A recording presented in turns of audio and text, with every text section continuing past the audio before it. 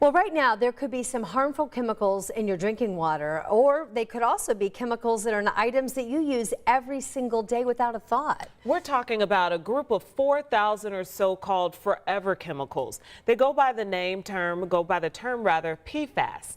Samantha Johnson today visited a lab at Purdue, and that's where researchers are working to learn more about how these PFAS chemicals really can impact us.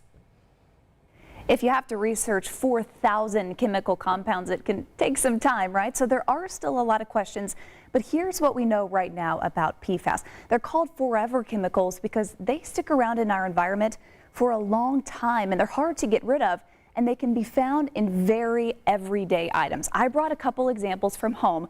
The first thing to keep in mind when you're thinking about these items at home is if they're stain resistant. We're talking about things like pots and pans.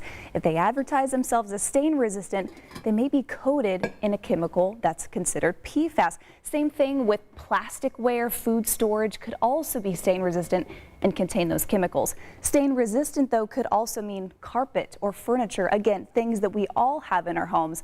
The other thing to consider is water resistant. So that could mean some of your outside gear, like an old rain jacket. You'll want to double check the materials to see what's inside your rain jacket.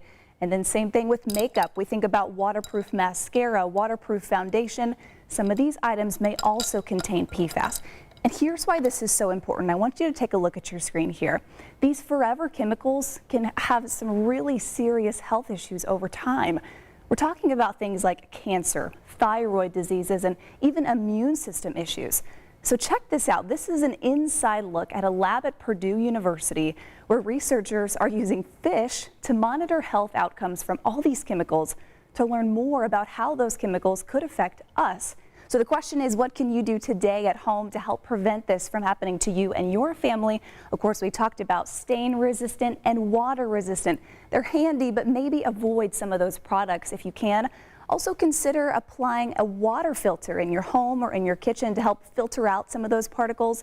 And lastly, do your research. There are so many websites online. Maybe even search your personal favorite brand or company, and chances are they have a policy statement about the chemicals they include.